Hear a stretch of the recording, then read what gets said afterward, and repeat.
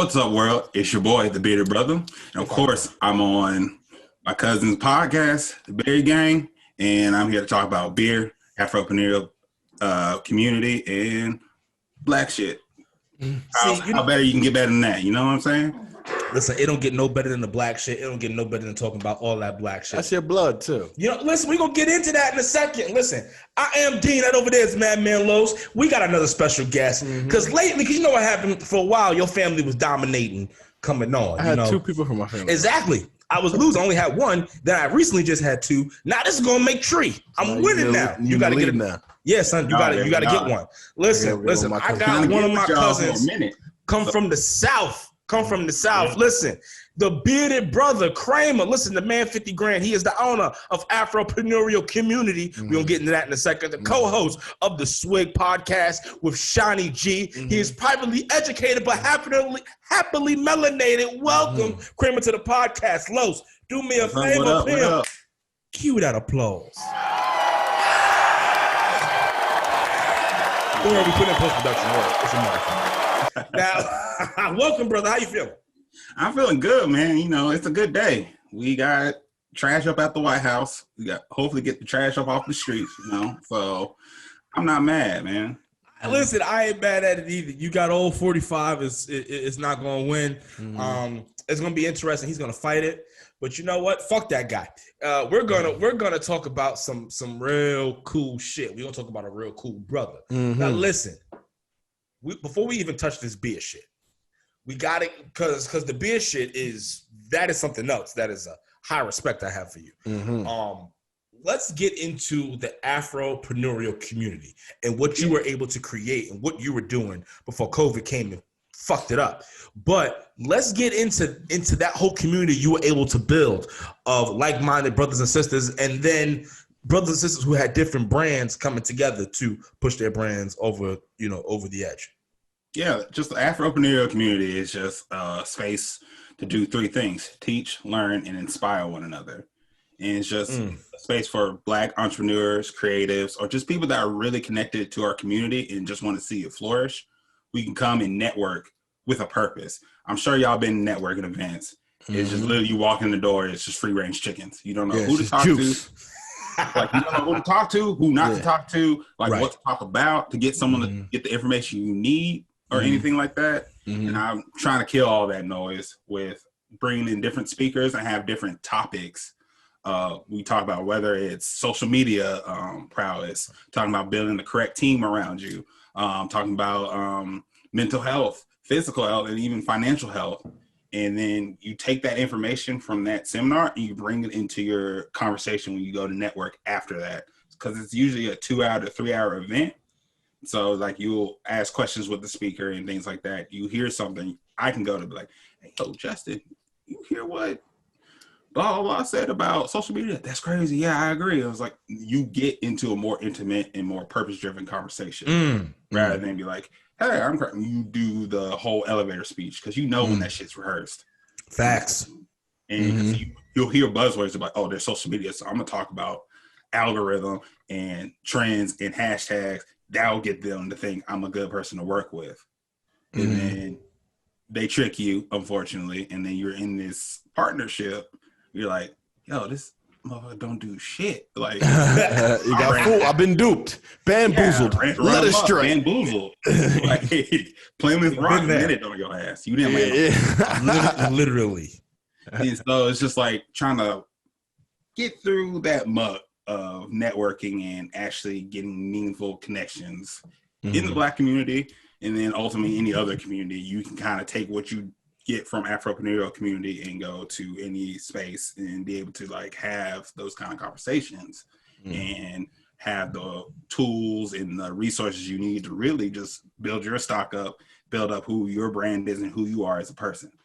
Building the business side of things within our community. And I think that's something that is deeply important, you know, for us to build these bonds so that we can all kind of like, you know, connect and like, you know, just elevate one another. Like there's one thing that it's like that this podcast has opened my eyes about. Like, so for instance, like we were doing your pre-production and I was gearing up for the episode, and I can say that I had the same kind of butterfly feelings when I was doing this pre-production with you that I had from when we were doing some of our Broadway talents, because for multiple reasons. One, it kind of just like Los has had his moment. I really haven't had mine yet, where I was just like, holy shit, we got a show that we really promote motherfuckers on. And I am promoting my cousin who does some really cool shit. Like, you know what I mean? Like it's cool shit meets cool shit. Right. And what black is fuck with it. So it doesn't get any better than that. To like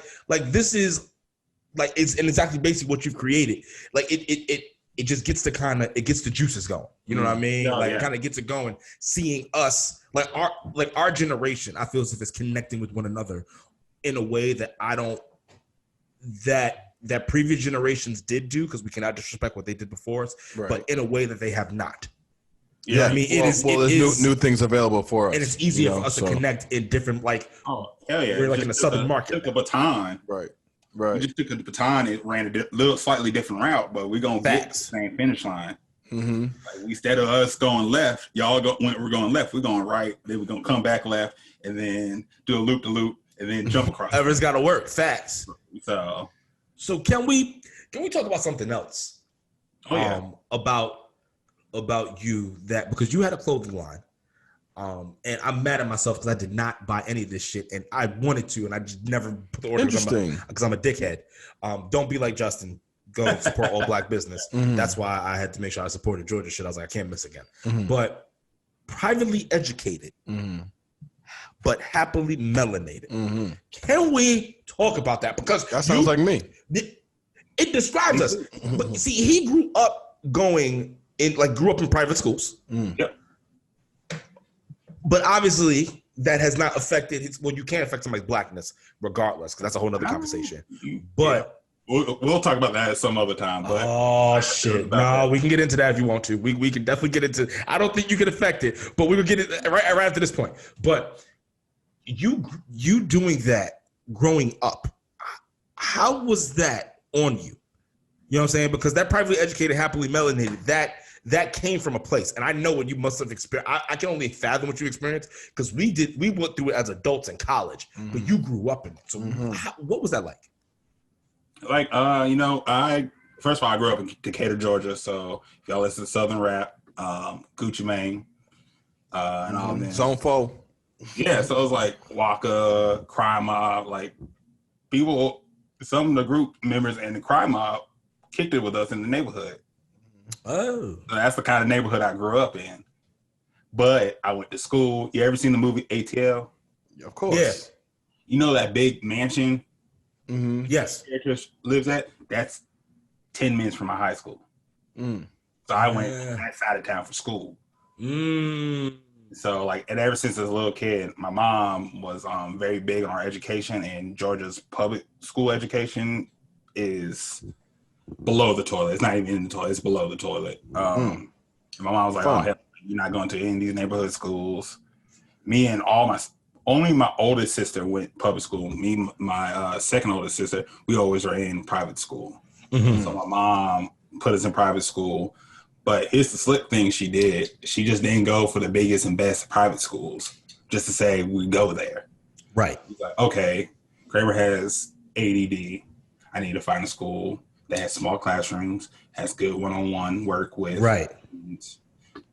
That's where he needs to be. But my middle sister, she didn't. She's a very. We're all good students, but she was like on a roll every year since like. Yes. I don't want to mention. I'm not going to put her name out there on the podcast, because we're doing a whole bunch of nefarious shit. We talk a whole bunch of shit. She got her own private life, but she is like your second oldest sibling. Yes. Is like oozes, like she's on another. Her brain power is on a whole nother fucking level, people. She's operating on a completely different frequency. And I knew that even when we were younger, just was like, why do you make me feel so stupid and we're only playing games and you're not even trying? like you can, like certain people, like for instance, the athletes out there, you know how you were on the field with somebody? Y'all ain't even hit the field. You just was looking at pre-warm-ups. You were like, oh, he gonna be a problem? That's how I felt around. I'm not gonna say her name because you know what I mean, but yeah, Leovi's fucking gangster. Yeah. She's in school getting her PhD now. Yes. I expect nothing less. Full Nubian locks going on and everything. I love everything about y'all right now. But like oh me my and my God. older sister, we're more of, I would say, entrepreneurial, the creative kids. Sister now has her clothing line now, and she just got incorporated, so she out here like really doing it, and her stuff is fire. I'm gonna have to holler at her. I ain't even know that. We're gonna have to talk. I'm not saying that because my sister, like her actual designs is something I would buy from a complete Our family stranger. is very fickle. So when we give each other compliments and it's not like, that's one thing about our family is that we're not, we love and respect family, but it's like, all right, we're gonna enter into business or do something like that together. It's gonna be a joint collaboration. So like that's like we're very critical on not only ourselves but each other. I said, my older sister did my my beer logo for me. Fire. So, that your whole let's get into it now. Yeah. The Swig podcast. Yeah. Your brand. You're operating on another fucking frequency, bro. Like your shit is fucking fire. Appreciate it, man. Like it's breaking down the narratives for me, you know. Oh yeah. Yes.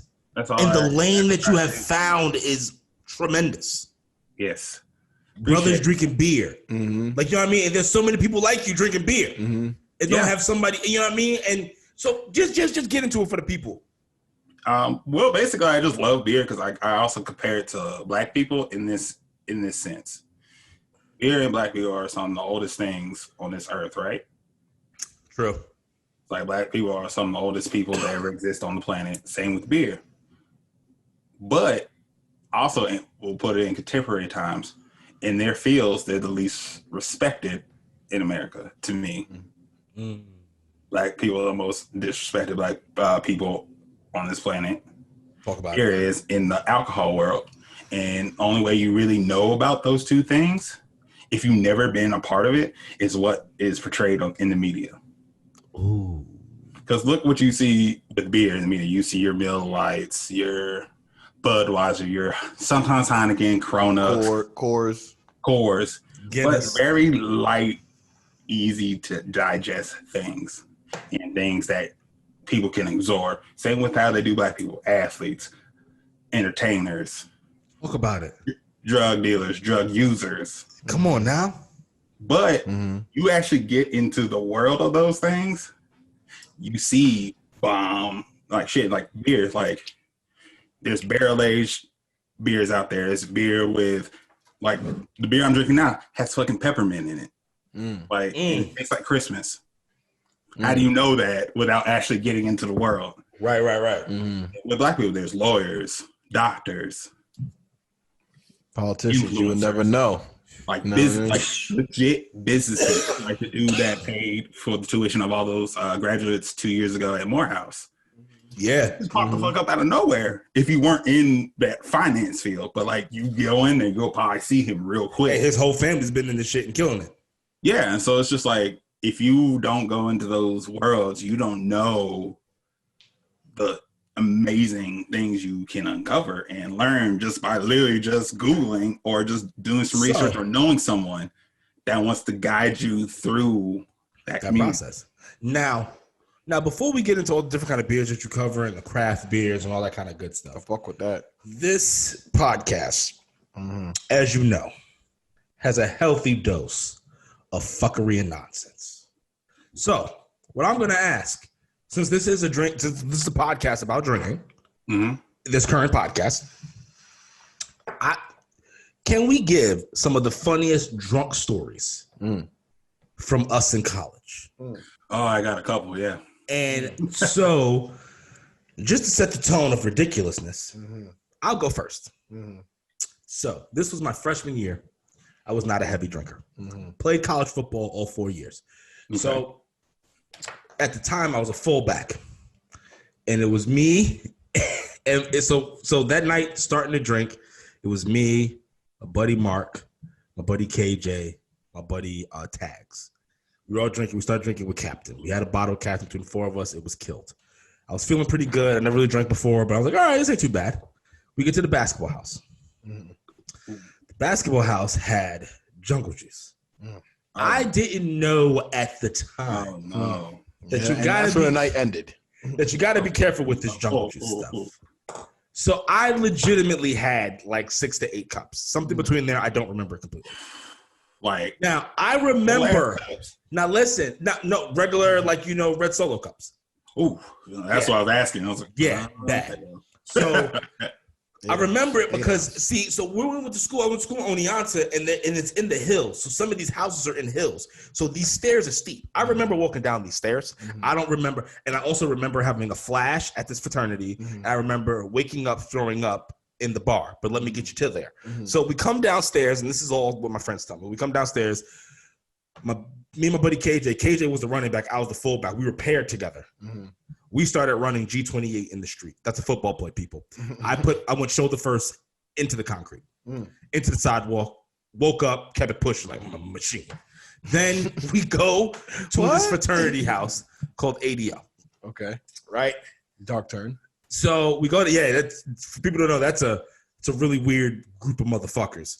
They're into some weird shit. You go in there, it's just like the Twilight Zone meets the devil on steroids. So, like, you definitely seen the devil's dick down there. I never really. It's a terrible place. It's a terrible place. I wouldn't recommend anyone going. So we go there though, because we're freshmen.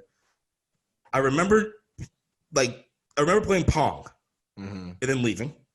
We get to the bar, and I'm throwing up in the bar. I remember showing my high school ID to the bouncer, just walking right past him. I remember my friends trying to get me not to drink. I still bought Jack and Coke.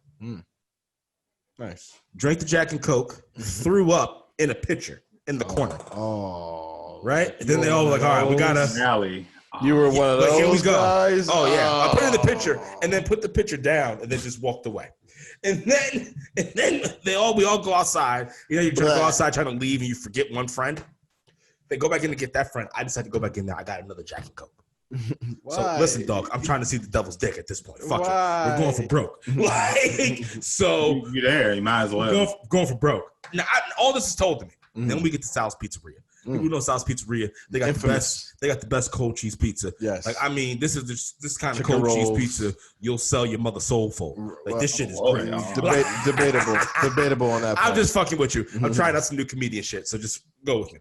Now, so you fucking... We go into Sal's, and I remember staying in line to order cold cheese pizza. We got the cold cheese pizza. I sat down, and I threw up all over the floor there. But I got low enough to the ground. I don't know. I feel like I was there during this shit. You were. I probably was. No. Some shit had happened. Threw up all over the Sal's floor. They kicked us out, but I still had my pizza. Everyone was freaking out about getting a cab. Drunk me gets a cab. I wake up. Oh, yeah, time out. And then my boy DT was there too the whole time, but DT didn't drink. Woke up, and because I had like a double, but my roommate quit the second day of football camp. Like we didn't even do our test, and he quit. So I had a free spot for a little bit. And then I woke up. DT was on the other bed, and I was like, "What the fuck happened?" He was like, "You were wilding and you threw up so many places." And then this is like, I never really drank before. Like, I was like, holy shit. So I was like, and it's a small college, and I was like nervous that I was going to go and everybody's going to remember and kind of like make fun of me a little bit. But then, first of all, no one gave a fuck. Once I was there for longer than a month, I realized, this place is wild. Yeah. What I did was nothing. That shit. Then our starting left guard got arrested for punching down this lady's fence because he was that drunk and taking a piss on her lawn. Because when she tried to come out there and yell at him. Yeah, so it didn't matter what I did. You know what I'm saying? Like, we got left guards out here like, pissing on people's lawns after punching down their fence. Like, it didn't fucking matter. So that was I have to say, one of my top drunken stories. There's worse ones, but I feel like that's a good one to set the bar on where I want us to go. Now, Kramer, I think you should go last because you know what I mean? You're the guest. Los, the people want to know an infamous Los night. Well, I'll give you one of these ones. I think you were there for this particular party. This is when I think it was my freshman year, and we decided to go to the girls' soccer house at that point in time. Like very like first semester type. Okay. Right. So I'm with you. That was something that was very much happened. Right. So I walk in there, and at this point, you know, I was like young in freshman, you know what I mean? So I was like, I want to like record everything because like, yeah, I went to parties and stuff, but not like crazy college parties, you know? So I'm like, yo, this is crazy where everybody's drinking and shit like that. I'm like, whoa. So I get in there, I'm recording everything. I had like an iPhone like 3 back then, you know what I mean? So I'm like recording everything. I like get into the party where I see this guy. So you asshole! So you're a dickhead for this one. So I'm like, yo, man, what's up? You got anything to say to the camera? So he was like, you know what I gotta say? He like runs up into the camera. I was like, you know what I gotta say to the camera? He's like, fuck your camera. He takes it and he throws it across. First of all, it was not fuck your camera. I said fuck Delta. Oh, okay, sorry. Yeah, whatever. So don't just say I just destroyed your camera. But you did that. I had just gotten to a fight a little bit before. Okay, we got into a fight a little bit before. So he grabs my phone, runs up into the camera. You know what I gotta say? Fuck Delta. Grabs my phone, and I don't know if this is left hand or his right hand, but he fucking shot put throws all like at least across the party. So now I'm like, wow, what the fuck, bro? Like, why would you do it? It wasn't like my main phone anyway, but I was just like, why would you do that? Now I gotta go get that. Yeah, you know what I'm saying? So now I'm like, what the fuck? So now I get the fucking phone after this guy chucked it across the fucking party, like pushing bitches away, pushing them to the side and shit. You know, people with sticky ass floor and shit. My shit's like all like fucking chipped. You know what I mean? So I'm like, all right, whatever. So I get the fucking phone. So I'm like recording again now because I'm like, you know, whatever. Fuck, it's a party. I'm drunk.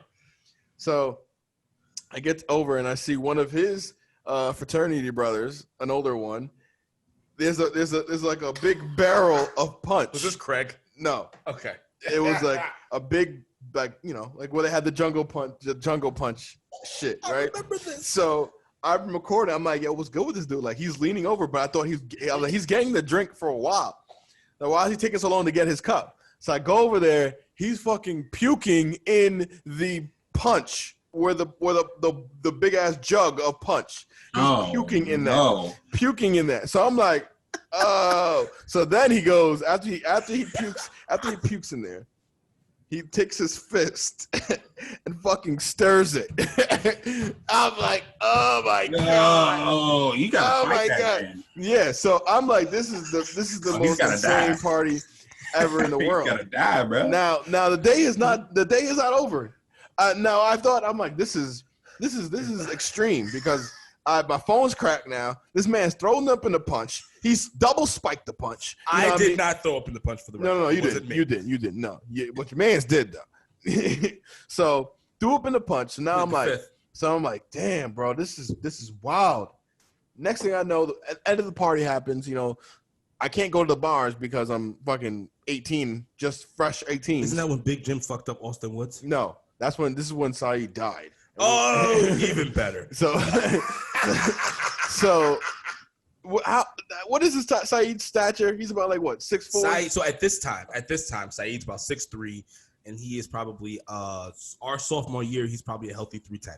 310. Okay, so he's a legitimate offensive guard or defensive tackle. Let me tell you something. This motherfucker died, and mind you, he's not like. He's built to be big too. Right. Yeah. He's got big hands. He's just a big bastard. So this guy's passed out on the floor after the party, whatever. So I'm like, we got to get him out of here. You know what I mean? So I'm like, this motherfucker was like heavy, like Voltron. This motherfucker was like at least a ton. You know what I mean? Because it's dead weight. So we're like, we all had split up in responsibilities.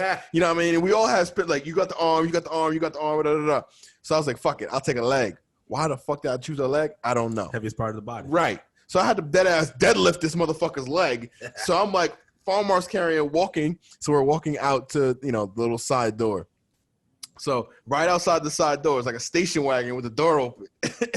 So we in there like some motherfucking pallbearers, like we're just carrying them, And like the board out here. Yeah, the step it's icy, it's fucking cold. You know what I mean? It's upstate New York. Right. Somebody probably slipped, and there's only like 2 steps. So I don't know if I slipped, but I dead ass threw this nigga's body into the car.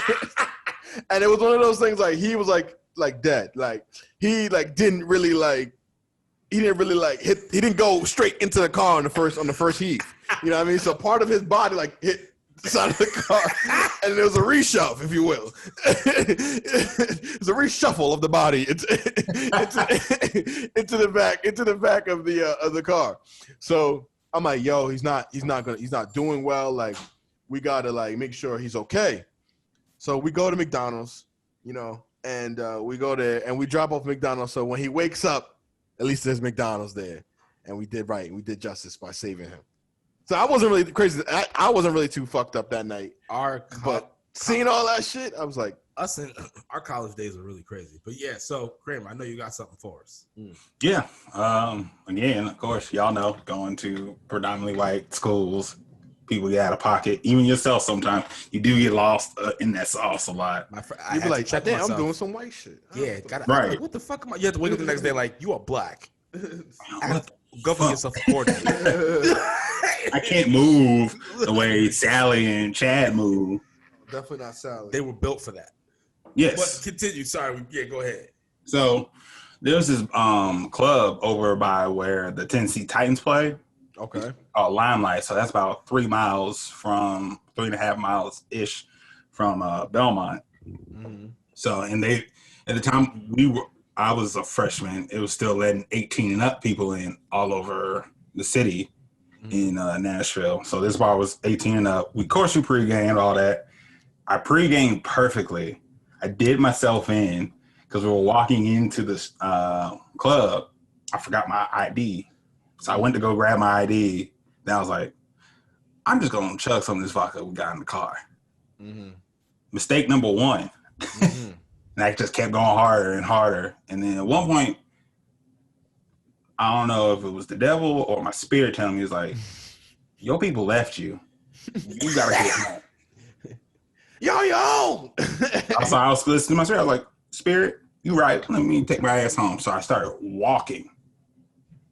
It's like 3 miles walking is way different driving. Yeah, absolutely. So, and it's like kind of just like difficult to walk through. Took you like at least an hour and some change. A couple, but you're drunk. So add out another hour and a half to that. So I'm just walking. I started to walk on the interstate. I drunkenly realized it was the interstate. Walk back off, go to the gas station, hang out with like homeless people for like 15 minutes. Then I was like, man, I gotta go. They're like, hey man, we'll talk to you later. The fucking homeless people? Jesus Christ. Yeah, so I kept walking. I was like on some back streets. And a cop drove by. I was like, sir, can you give me a ride home? He's like, no, man, I can't do that. Like, I gotta arrest you. Partially, like 5% of me was like, I'm 19 and drunk. Here, take me away, sir. Then my blackness kid is like, go, just walk. Just say, oh, man, and walk away. So that's what I did. I kept just walking. I was like, walked all the way to back to Belmont with all my friends sitting in the little, like, common area downstairs, like, pissed. Like, they were mad. She was like, where the fuck did you go? I was like, y'all left me. It's like, no, we were still at the club when you walked off. Like, you just walked off. It was like, my friends were still there. Like, when I left the bathroom, I was like, it was like, you know how you look in the mirror, you're like, I'm good. Like, I don't need... I had that conversation. Yeah, no, it wasn't. My spirit lied. Spirit lied to the devil snuck in. He was like, they fucking left you. Fuck them. Take care of yourself. I was like, you're right, Mr. Devil. I'm gone. Fuck these niggas. I don't need nobody. Started trooping. Whatever. And they get back like, no, we literally watched you walk out the door and we tried to like catch you, but you moved way too quick. You were gone by the time we got outside. We thought you went to the car. I was like, no, but they're like, oh, I thought you fell in myself. Yeah, it was like, we thought you died, fell in the river. Because all I had was just my ID on me. I didn't have my phone, nothing. At least you had that. Me and my ID. This was, well, you know Truck what? stories. It's kind of weird because I feel as if once I graduated college, I felt as if that was when there was a shift on like people had their phones on them all the time. Mm-hmm. But I vividly remember there would be times in college that my phone may die. Mm-hmm. I didn't have the phone, and it wasn't the end of the world. Yeah, You know what I mean? You knew where you had to go.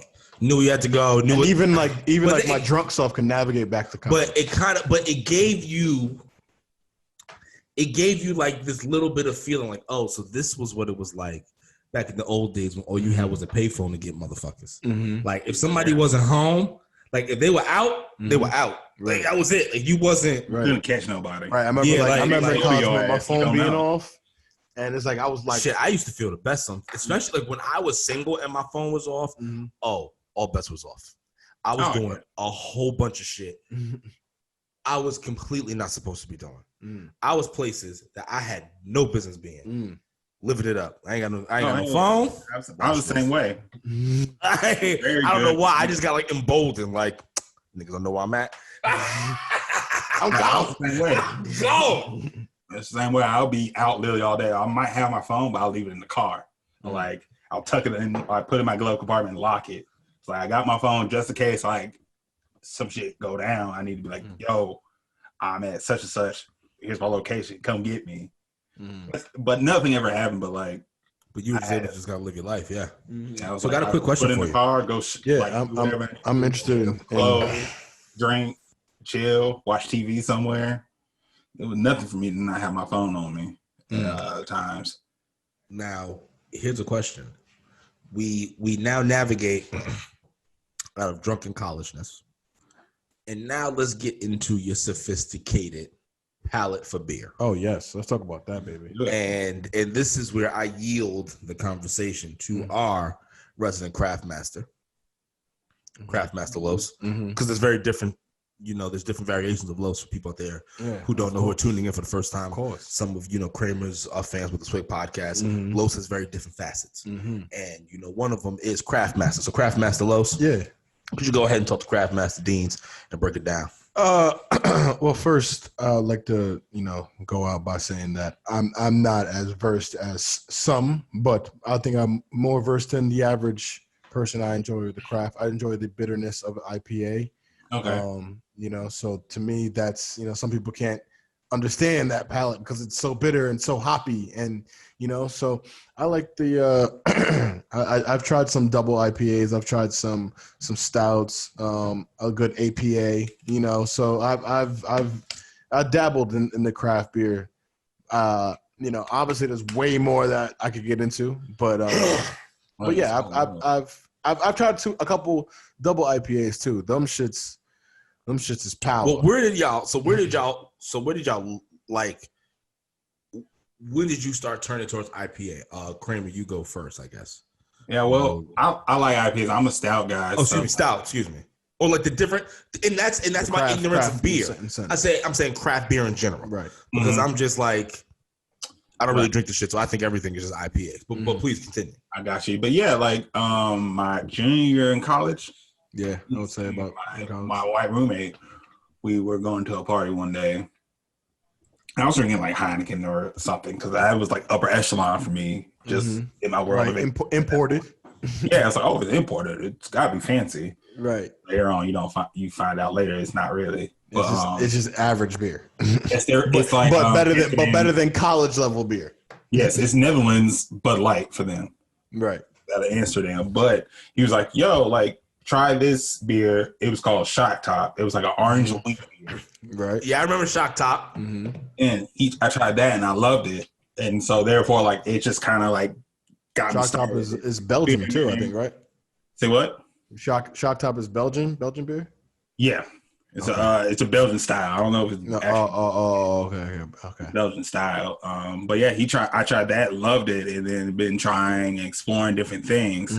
But like probably the last year and a half, I actually like made myself start learning and like experiencing craft beer in a more technical, almost scientific level. Mm-hmm. Right. Yes. I do With the percentages and shit like that.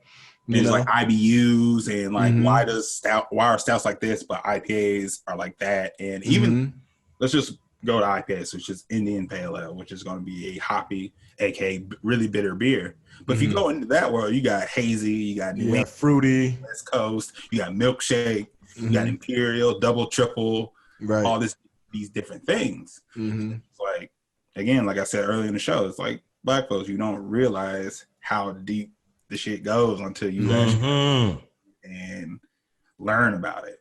And so like ever since like the last like year and a half, I've been like reading and researching and just kind of like understanding. We need a Kramer suggestion list or a care package of what's the best things, because you might have some stuff that we can't get up here. Like, and it's vice versa. So listen, and not to mention, when we went to Oneonta, there was a brewery, Omegang, in Cooperstown. That was Omegang is fire. Yeah, everybody likes Omegang. Oh yeah, I bang with Omegang. And Omegang was so close. We used to go there. there. Things down there from them. It's like I think it's like their flagship shit. So like they probably got like very local things that are probably like way better than what they got. Omegang was like, I think, what was Omegang, like 15 minutes from our school? Yeah. 20 minutes, like 15, 20 minutes from our school. You used to go on the fucking Omegang brewery tours, and then you used to go, because you would hit Omegang, and then you would hit like, there was like this winery on the way, like another brewery, like, so when we went to school I went on a lot of beer tours and I did a lot of that stuff. I think it was just like the land of bars. It was just like it was made for just to cultivate drunken college kids. Yeah, so like in the actual town, I think we had 52 bars and clubs, and then and mind you, this place, the best way to describe where we went to school at is it's the place that God forgot. The things that happen in Oneonta are like it's the wild fantasy west. land. It's fantasy land. It's not even real. It's like the Matrix. And you want to know a small fact? It's crazy. I think I mentioned this to you like several years ago, Justice. I don't know if you remember this. There was a small chance I was gonna hoop at what's the school y'all went to? Wait, yes, you're gonna play basketball. Yes, I almost. And I had like talked to you. I like reached out to the coaches and shit like that. Yeah. Because I was like, yo, my cousin's coming. Like he may be playing up here, whatever the fuck it is, or whatever the case. That'd been fire. I was low key hoping you were. I was like, yo, if he comes over here and he kills it in basketball, I said that has cemented us. Yeah, I was like, so we were only like a year or two apart, so we definitely would have overlapped. We would have been, bro. It would have been what? Like it was close. All three of us would have went to school together then. Yeah, he was there too. Like, that was. I was this close. It was just because money. Yeah, Hartwood was a wild ass. Yeah, I was like, wild ass. They didn't give me money like that because they're D3, so it was like, yeah. It was pretty much like the rookie minimum in any like NBA contract. Like minimum of the minimum of everything, and it was like, okay. He was like, you know what? I'll just $5. You want to come?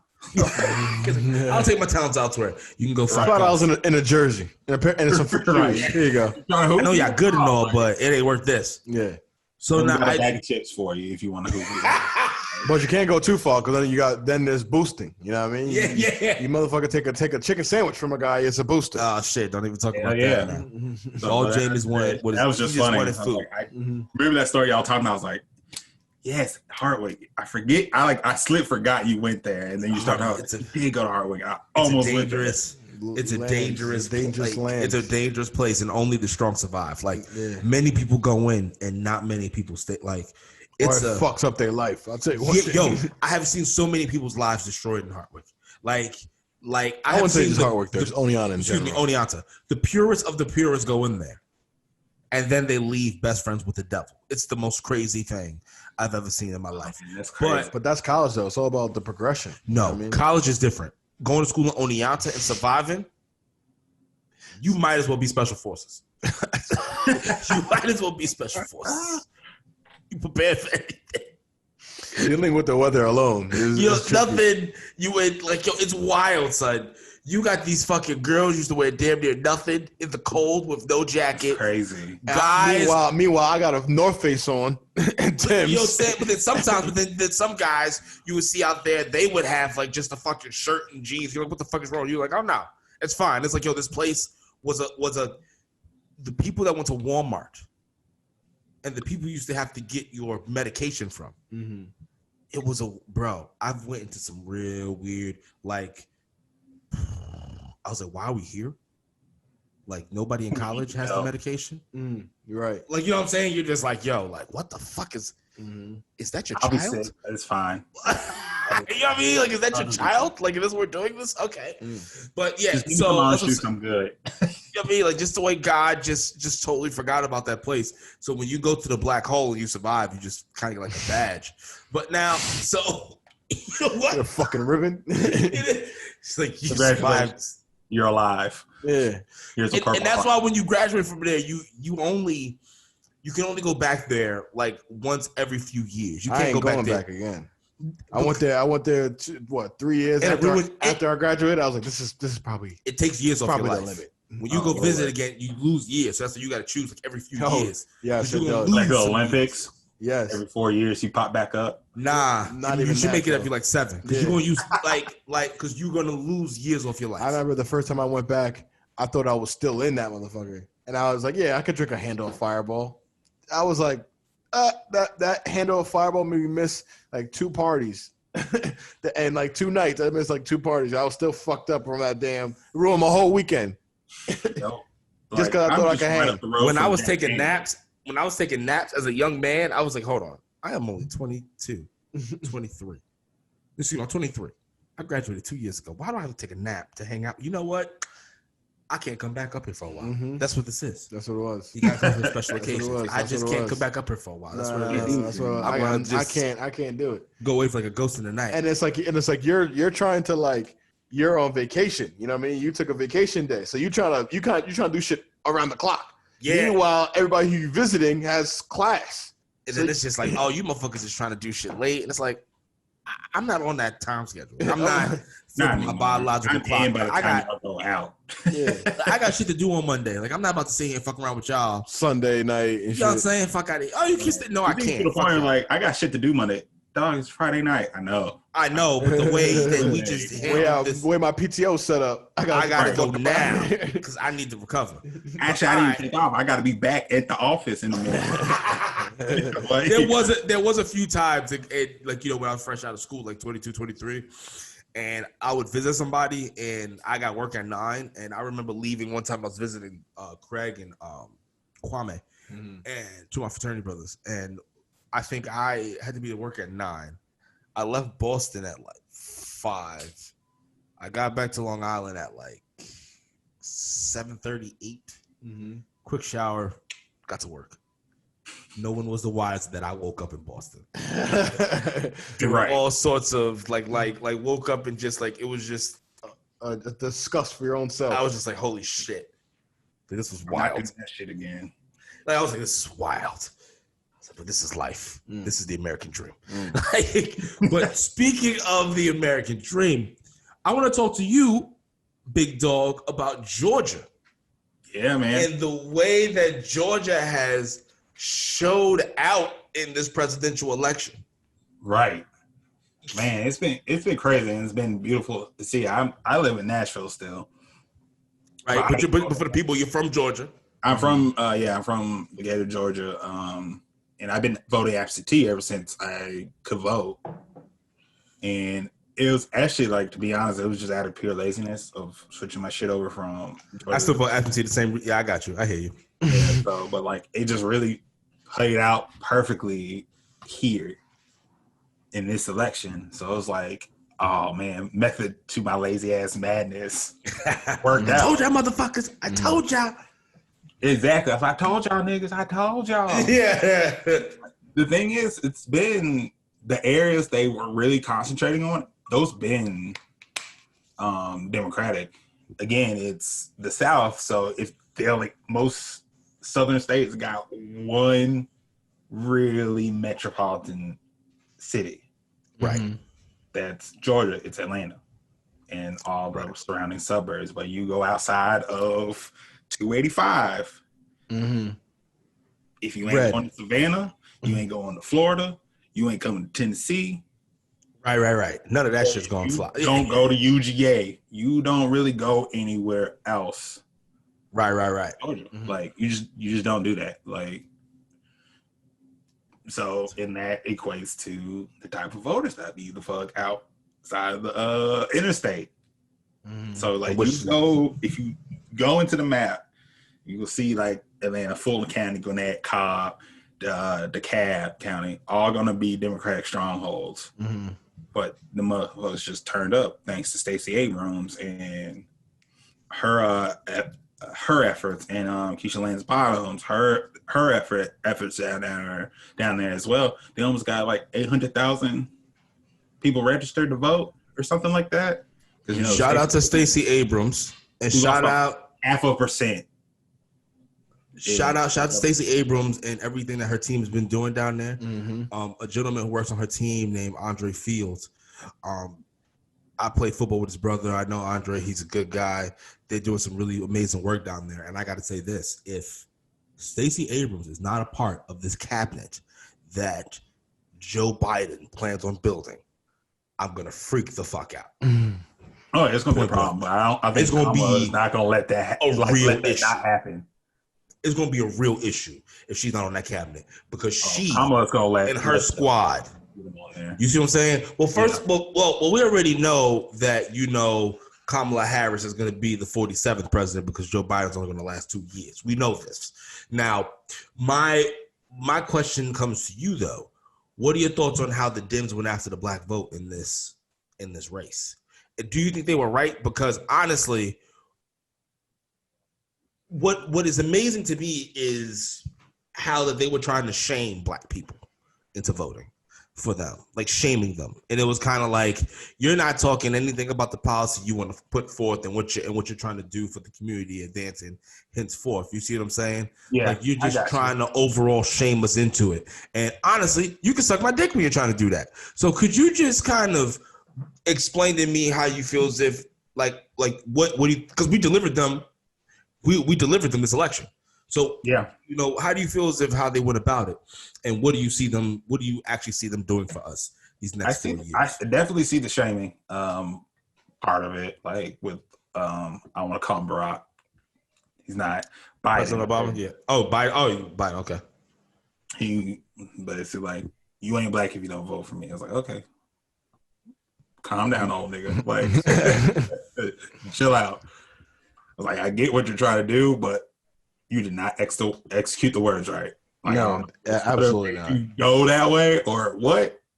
So I get that, but I was like, it was less painful ish to watch than like what Democrats normally do.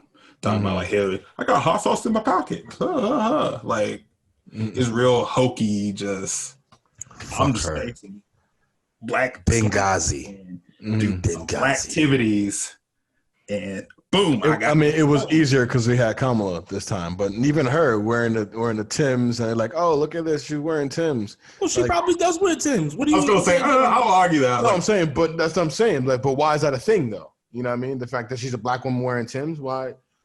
Well, it's the fucking mainstream media trying to just politics. Yeah, you know what I'm saying? Like, oh look, and it's like, no, I guarantee you, that's just what she would normally like. If she had to, like, that's what she would wear. That's what she wears.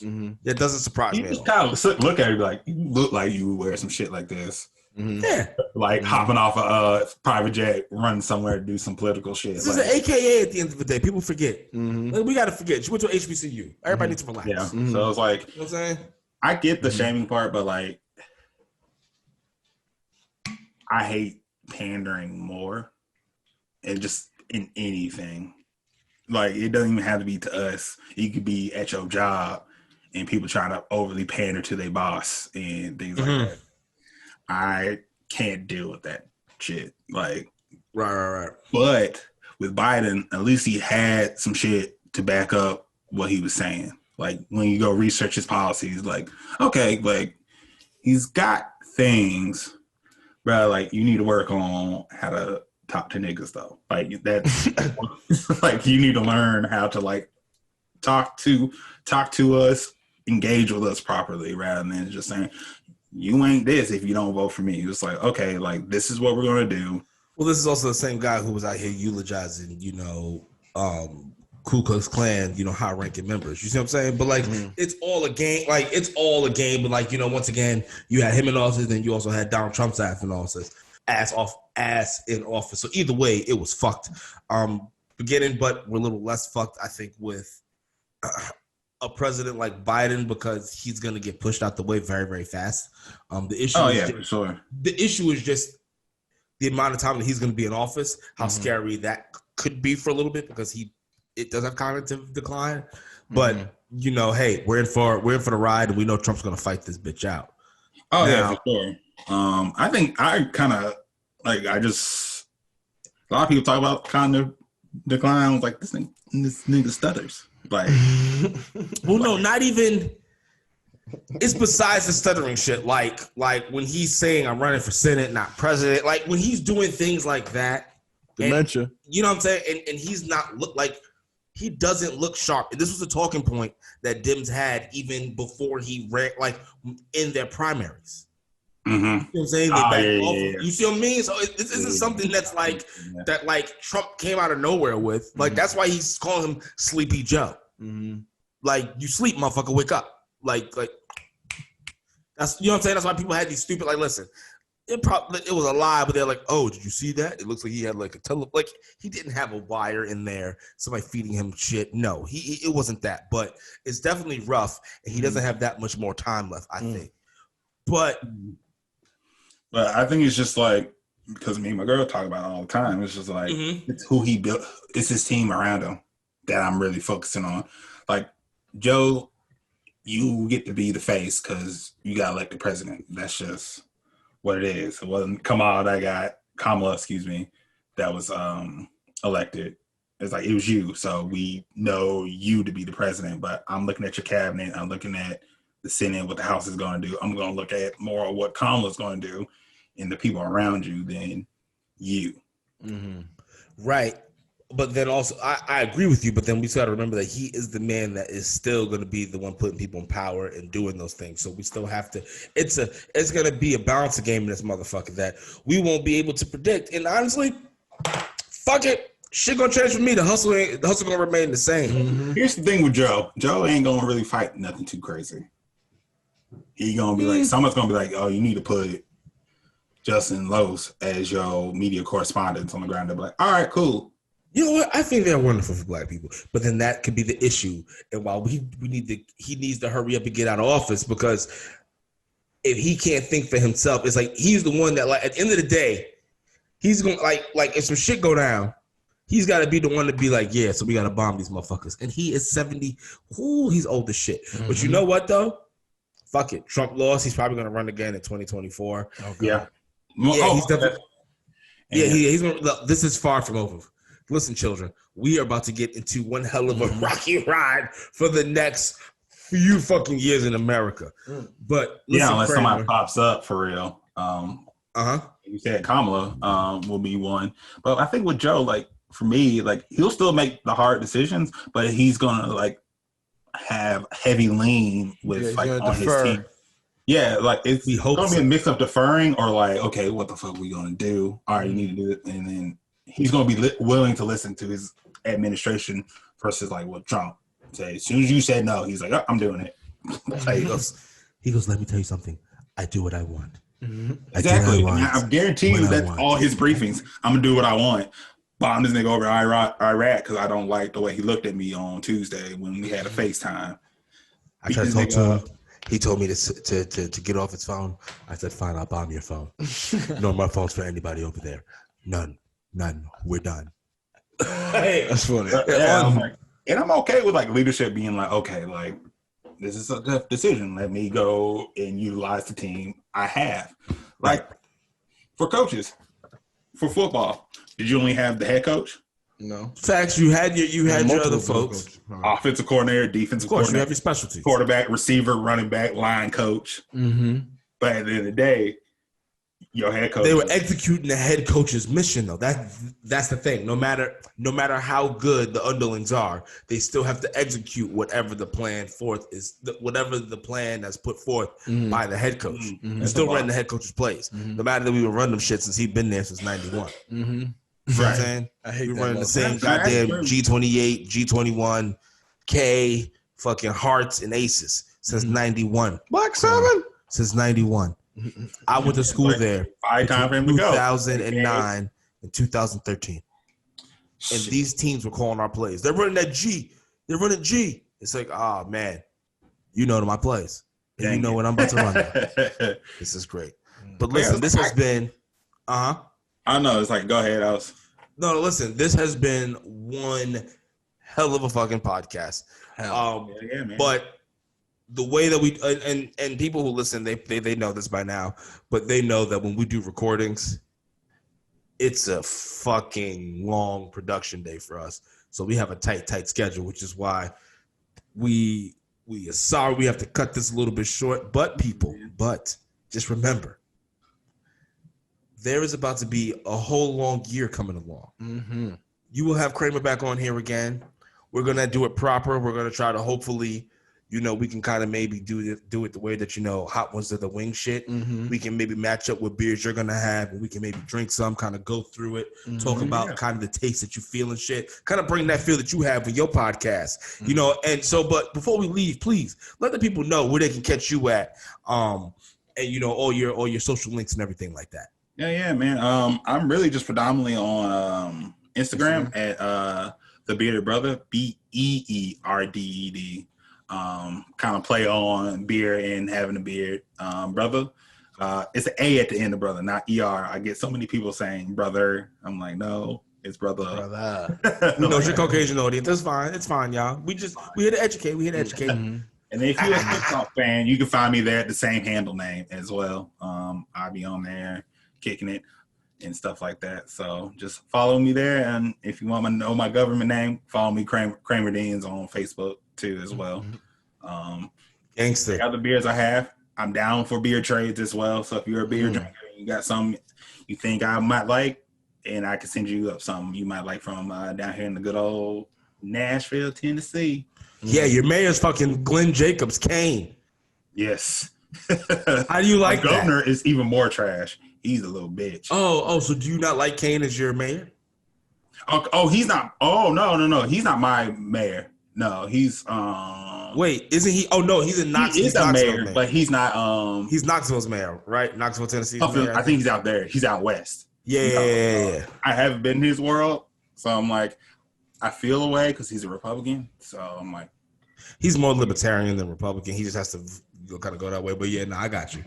He does have very, very, very fiscally conservative views. I don't know what his social things are, but next time we have you on, we'll definitely talk about it. Maybe I don't know too much about his politics, to be completely honest. Fuck it, I'll research it. Don't worry, I'll ask you some questions. Now listen, this has been one hell of a time. I am Dean. That over there is the Madman Los. That right there is the Bearded Brother Kramer. This has, from the Swig Podcast. Check that out. Yeah, make sure y'all go check that out. This has been Black of the Berry. Peace, love, and chicken. We are out. Peace, y'all.